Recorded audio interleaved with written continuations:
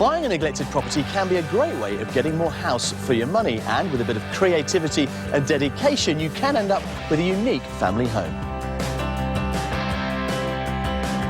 Empty properties come in all sorts of shapes and sizes, but the one thing they all have in common is the potential to inspire creatively minded buyers. People who can see through the dilapidation to create their own dream home. Wow, amazing. That's striking. Wow, this is beautiful. What do you think of that one? Wow, I really like that.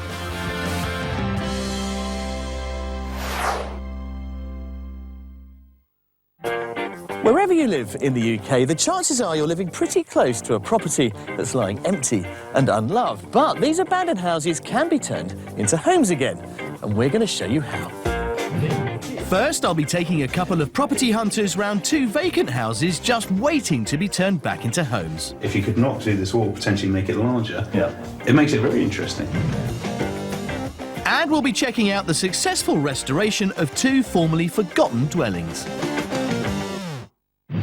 Now, a property that has been left empty and abandoned for a while may indeed have lost its allure for many buyers, but with a bit of imagination, some courage and a lot of hard graft, they can be turned back into stunning family homes.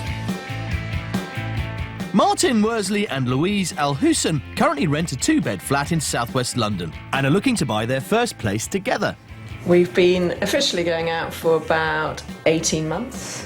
But we've known each other for nearer 8 years. I've been a firm believer in charity cases and supporting the needy, and looking after Lou is one of those opportunities to give back to society. When love blossomed, Louise moved from the country with her dog Meg into Martin's bachelor pad. Which is absolutely gorgeous, but it's underneath the flight path, which makes it a little bit noisy. 4:30 in the morning they start. Louise works mainly from home, but Martin works in the city, so they're also looking for something close to London, putting them in expensive commuter belt territory. Not that this has lowered their sights. I've always been a fan of Victorian and Georgian houses, similar to the ones you find in Pride and Prejudice, something that really has a lot of character and history about it. The main thing is space. We both love just big open plan houses, and either have a big garden or have a small garden but access straight into fields. OK, so they want a period property, lots of space inside and out, and within an hour's commute of London. Which means even with their generous budget, it's going to be a challenge. I'm hoping to convince them that an abandoned, cheaper property that they can spend money turning into their dream home is the way to go. Which is why I've brought them here. Crossway's house is a rather dilapidated property in the heart of the idyllic Hampshire village of Grayshot.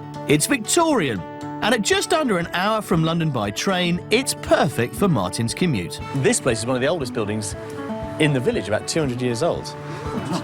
That aside, it hasn't really been touched since the 30s, so there are loads and loads and loads of beautiful original features in here. The previous occupant was a protected tenant who lived here all their life. It's now been standing empty for 7 months and is on the market for £300,000, exactly half Martin and Louise's budget. So I'm hoping its potential and its colourful history will be enough to win them over.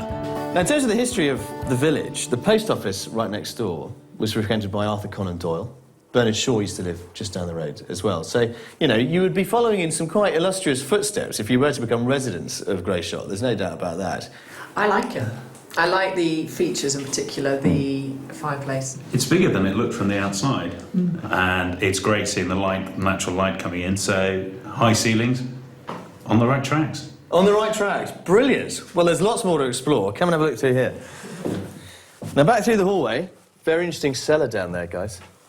Yeah, that's quite interesting. Very damp, but full height. But come into here, Louise, because I'm thinking this would be the kitchen.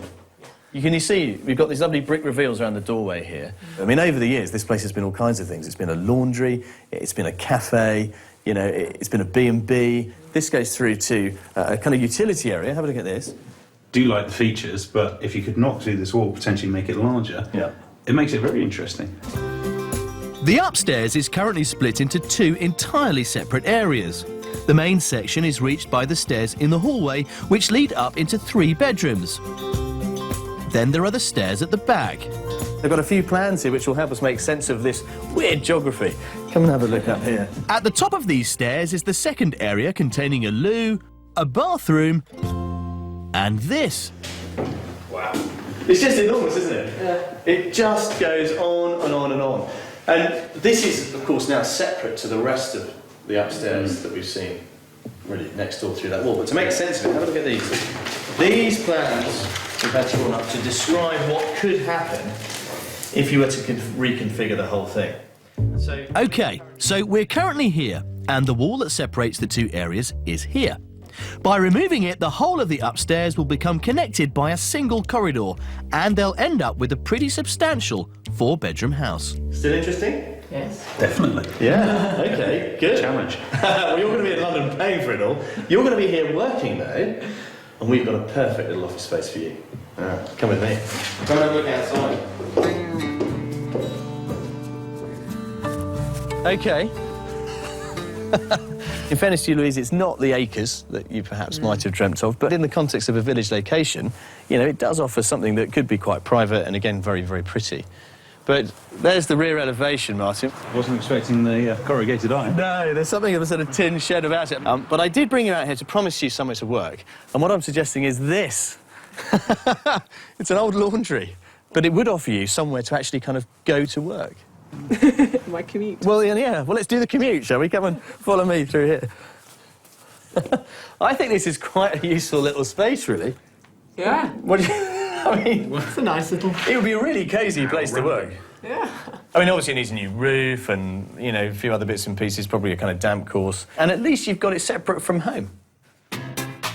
Before taking on a project like this, you should always get a building expert to have a good look around.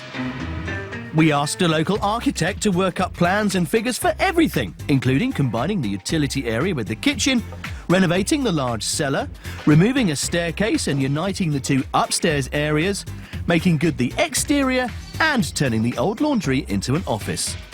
All in all, he reckoned the whole lot could be done for £150,000. Given the basic cost of the building, which is currently on the market for £300,000, for £450,000, you could end up with something quite interesting, and you've still got 150 grand left over from your proposed maximum spend of 600 grand. Wow. Excellent. Interesting? Yeah, very. Very much so. Good. Worth coming? Definitely. Excellent. I'm glad Martin and Louise aren't put off by the prospect of breathing new life back into this lovely old house. It may seem daunting, but the rewards can be immense. Across the country are some spectacular homes crumbling slowly into ruins. 2 years ago, Julie Levack and husband Alistair stumbled across one such place just outside Tunbridge Wells and saw their chance to preserve a piece of heritage whilst creating an incredible home. When I first viewed the house, I mean, you have to appreciate it was in a terrible, terrible state, but you just had this huge emotional feeling that this could be home. Built in 1720, Holden House was once home to Jane Austen's uncle, but by the time Julie discovered it, it had been lying empty for 6 years. It was obvious in its day it had been this fabulous, wonderful house and had just been left. I could see right through the sort of the dirt, the mess, everything that was broken, and just for a moment, just one moment, you could just imagine it finished. Just that tiny glimpse of what the house could be was enough, and Julie took on a massive year-long renovation project. We had several surveyors look at this property, and every single one came back with the same thing, that there is no way that this property would have survived more than 2 years. The whole internal structure of the property was just falling apart, and it wouldn't be here today if we hadn't bought it. We purchased the property for 1.3 million, and we spent about £1 million renovating it. And we recently had the property valued at £4 million, so, you know, over £1.5 million for a year's work. It's worth a few grey hairs and split nails, I would say. It is hard work and it is stressful, but it is something special, not just for yourself, for your family, but just for the future. It's a piece of history that you've kept and you've restored, and that's something special. Properties like Holden House are part of the nation's heritage, and stopping them from falling into rack and ruin is a constant battle against the rigours of time.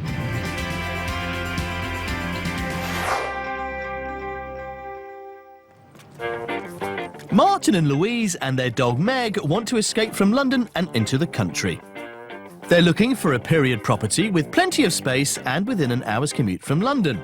They've got a total budget of £600,000, and I'm hoping to convince them that a vacant property will give them much more bang for their buck. The first house I showed them had a price tag of £300,000, and it certainly whetted their appetite. Definitely potential here. But I have another gem up my sleeve, just begging for new owners to come along and fall in love with it. This 3-bedroom semi-detached cottage is right in the heart of the Hampshire countryside. It's 6 miles from a mainline station and therefore handy for Martin's commute to London. Right. It's only been empty for a month since the previous owner relocated for work, so it's in a far better condition than the first property. It's also well within their £600,000 total budget. This is on the market for £475,000. Wow. The setting is stunning. Right in the middle of the woods. Yeah. Feel very rural. And unlike our earlier property, this one you could actually kind of move into. Oh, right. And you do get an awful lot with it. Come with me. Larger neighbouring properties can sell for well over £700,000, so at £475,000, this one is a bit of a bargain. Built in 1850, then extended in the 1950s, this semi-detached cottage is a little on the small side, but I think there's plenty more room here for expansion. It's very airy, it's very light. There's lots of bright light coming in, which is great. Once again, the ceilings are surprisingly tall. So. What we're standing in now is effectively a 1950s extension, Right. hence the greater proportions. But as we go through the old bit, well, it's all there too. Come and have a look at this. So you can see by the height of the ceilings that this is the old cottagey bit. Here's your diner bit, and in there you've got not a badly appointed galley kitchen. Certainly, you know, you could walk in and just get on with it if you wanted to. It's a nice, once again, light, airy space. I like the idea that we can just walk straight out into the garden, having a little back door there. Upstairs, there's a new bathroom, 3 reasonable-sized bedrooms, and a shower room, all of which are perfectly livable. But it's the garden that's the real jewel in this property's crown. So as you can see, it is technically a semi-detached, right? Your bit is the white bit, the neighbours are the cream bit. But you also get an acre with it of that woodland, okay? So you've got a garden with quite an interesting kind of topology to it and geography. So it's not all flat. You do get an acre of fun for Meg, bit of garden for you, and a very, very quiet spot. And with so much land, the great thing about this house is there's plenty of room to extend. Our local architect came to measure up and give us an idea of exactly how far and for how much. Now, in terms of size, you can extend this again. You see that gable there projecting out? Imagine that alongside what you're looking at. That's what you could get away with in terms of extending it. Does it already have permission? Well, obviously it's subject to the relevant planning permissions, but in theory, I wouldn't think it would be a problem. And the estimated cost for that, somewhere in the region of about 75,000. Okay.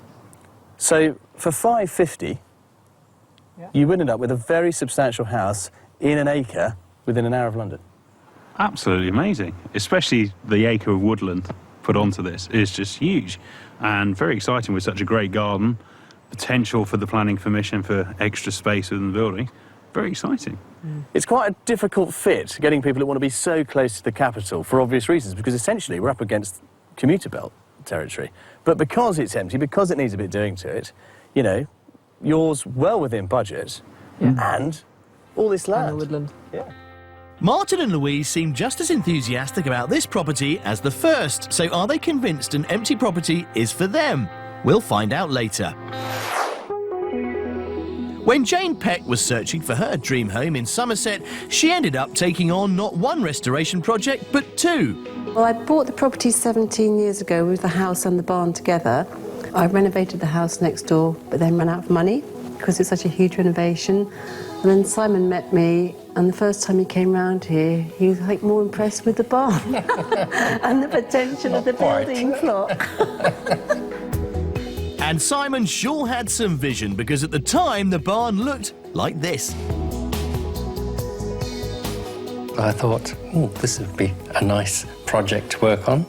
So we kind of put our heads together and made some models, did some drawings, and 9 months down the line, it was finished. Determined not to go down the traditional barn conversion route, Jane and Simon worked hard to maintain the building's original feel whilst adding a modern twist. We wanted to keep a really agricultural feel because it's an agricultural building, and keep it very, very raw and simple. So we've used rough sawn timber, galvanised metal, concrete, the work surfaces. We just got some local guys to knock up a mould. We did think the units might collapse under the weight, but they haven't so far. The end result is a stunningly modern yet thoroughly complementary renovation that's given them exactly the home they wanted at a price they could afford. When I bought the property 17 years ago, the barn was valued at £5,000. We thought we'd spend about 100,000, but we ended up spending 87. And now I reckon we could get it about 390 for it. So that's a pretty good profit margin. Had they just gone out and bought a finished barn conversion, instead of £5,000, it would have cost them more like £250,000, and it would not have looked like this. We definitely feel that if we actually had tried to buy this on the open market, it would have been a very difficult act to find. Somewhere out there is an empty property just waiting to become your next home. So here is how you might find it. Let estate agents know exactly what you're looking for and where, and get them to tell you the moment these gems come on the market. Be prepared to act, because if they're in a desirable area, they can sell fast. And look around your neighbourhood. Some forgotten homes are easier to spot than others. Look out for obvious signs of neglect, like an untidy garden and shabby paintwork. And don't just consider abandoned houses. Subject to planning approval, disused schools and pubs can make interesting homes too.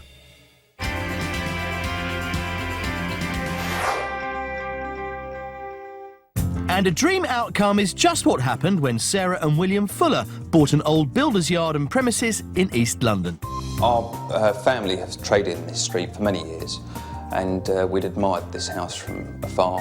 And rather sadly, the elderly gentleman who'd lived here for many years passed away and bequeathed the house to some trustees, and we bought the house from them. The house and workshops had been lived in by the same family of builders since 1865 and desperately needed dragging into the 21st century before the whole lot fell down. We had a repair plan whereby we tried to maintain as much of the original fabric as possible. I think we both had quite a good idea when we first came in of how we wanted the house to be structurally and how the rooms to be divided. To fund the renovation, the couple sold their home and moved into rented accommodation for a whole year until their dream house was finally ready to move into. For a year of building on it and seeing it coming together and creating a home that we wanted was very exciting. We've managed to open up the ground floor for modern living. We've combined the kitchen and the dining area, and then we've got a large living space upstairs, which was really a joiner shop originally. As well as the buildings, the couple transformed the old scruffy builder's yard into a stunning and tranquil oasis of calm. We designed a kind of sort of 2 terraces around a Japanese walking garden with a big pond in the middle, and it's a very, very relaxing place to be and spend some time doing some gardening, keeping the bamboo under control. We originally bought the house in 2002 for £120,000. We then spent £85,000 refurbishing it, and we now think the value is about £400,000 to £500,000. We both love a building project. I think if another property came up with similar character, we'd jump at the chance to do it again.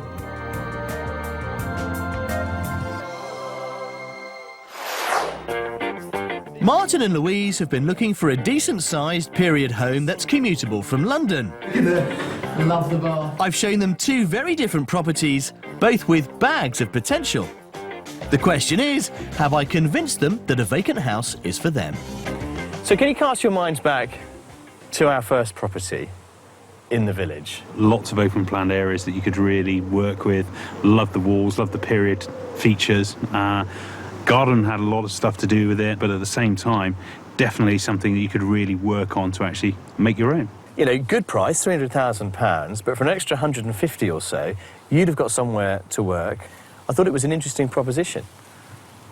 I really liked it. The period features equally was my real big selling feature on it. So, definite a possibility. OK, and our final property, very different setting, much more rural, not as much character in it, in fairness, but on the other hand, not as dilapidated either. What did you think of that one? Great to have so much green space around. The woods, the garden, absolutely amazing. The house had some character in it from the old cottage that hadn't been extended on, but the potential of extending further was something I'd never really thought of before. Well, you're painting a very plausible picture. It sounds like you've already moved in. Definitely something there to really consider, but just love the setting. So what happens now for the pair of you? We go and have a big discussion. Well, I think you're armed with a very, very good budget. £600,000 is going to allow you to buy something that is in itself substantial with plenty left over to, as you say, make it your own. So maybe you will rescue an empty property. So there are bargains out there waiting to be found, though tracking them down might not be quite so easy. That's the thing about trying to find your dream house amongst what's available in terms of the empty property market. It can be frustrating, but the good news is that if you do keep looking, they are out there somewhere. You just have to know where to look. And while this woodland idyll didn't tick all of Martin and Louise's boxes, it certainly did for another buyer as the house sold shortly after our visit.